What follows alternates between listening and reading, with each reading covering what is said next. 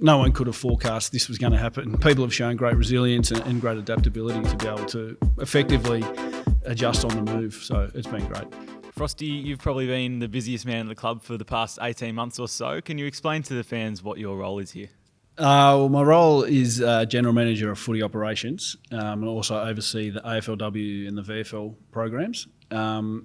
But yeah, more recently, been in charge of our COVID compliance. So yeah, obviously the last 18 months there's been a fair bit going on. So yeah, it's been interesting, but it's obviously an ever evolving situation. And with that, there's a little bit extra added to the workload. It's no doubt an exhausting role. You're more across all these rules than anyone else here, but do you even struggle sometimes to keep up with what's going on? Yeah, I think just the nature of how quickly everything changes. The AFL has done an amazing job to get last year's season done, and obviously there's a few little obstacles popping up in recent weeks. But working closely with the AFL and our doctor Laura here, we've managed to get through so far, we'll just sort of keep taking it on day by day, and hopefully we'll continue to get through. From a footy perspective, we're somewhat used to changes in fixtures, but there's been another one this week. We've got the Bulldogs on Saturday night.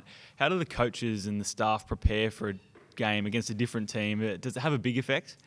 Yeah, well, I suppose it is a bit of a change, but we were due to play the Bulldogs in 2 weeks' time anyway, so they'd certainly started doing their analysis on the opposition. Both the Gold Coast and the Bulldogs, the guys had done a fair bit of work on those, so they've just effectively just flipped it around. So, it shouldn't interrupt things too much. Being adaptable is obviously key. It's been thrown around probably by every club for the past 2 seasons. Is it something that you're forced to be, or an attitude that you've actually been impressed with?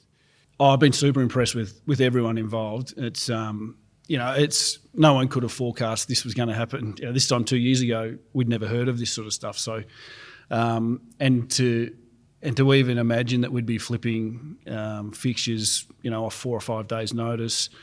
Last year being in a hub for 100 days, all those sorts of things we never could have imagined. But yeah, people have shown great resilience and great adaptability to be able to effectively adjust on the move. So it's been great.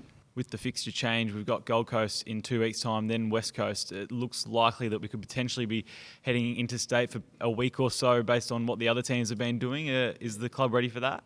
Oh yeah, we'll be ready. We'll be ready to do sort of whatever we have to do. We haven't been told anything official yet, but based off what other teams in a similar situation have had to do, all things being equal, you'd imagine that we'll go to the Gold Coast next week, play up there, and then most probably fly across to Perth, quarantine for 7 days, and then play the Eagles before returning. These conversations happened last year pre-hub. Obviously, there are players in the teams with young families. Jake Lever just had a baby. Are there any concerns about potentially players not heading over? I wouldn't say concerns, but we're certainly open if guys' priority is to stay home with young families or for whatever reason. We certainly won't stand in the way of that, and we'll be fully supportive. It's obviously a tricky situation. I suppose the benefit now is that we've only got five home and away games left, so it's not like this time last year we'd only got 5 games away before we were leaving. So we're much closer to the end than the start at the same time last year. So if, for example, we do go to Perth for a week and Jake or whoever chooses to stay home, they're only going to miss a week or two or 1 or 2 games. So it's not the end of the world. In terms of life down here, trainings across Casey and Amy, does that add any complications for you? It's a bit more complex. Obviously, we're dealing with 2 facilities, particularly with the Amy Park one. Obviously, there's other clubs at that venue as well, and the Wallabies game was there last week, which has scared a few people. But we're pretty confident that we've got everything sorted in terms of our players and staff are safe. We're back under the AFL protocols, which means it's a limited staff that are involved in the program at the moment, only essential staff and players here. So, although it's tricky, we're pretty confident that we're in a good spot at the minute. There are plenty of exposure sites around Victoria. There are a lot of players and staff at the club. How do you go keeping on top of all that? Yeah, we try and get the boys to regularly check the list of exposure sites. Now, I'm not super confident that they're doing it regularly, but we had a chat to them yesterday afternoon. Cheeky Monkey just up the road at Richmond, which the boys frequent, popped up on the exposure site list yesterday.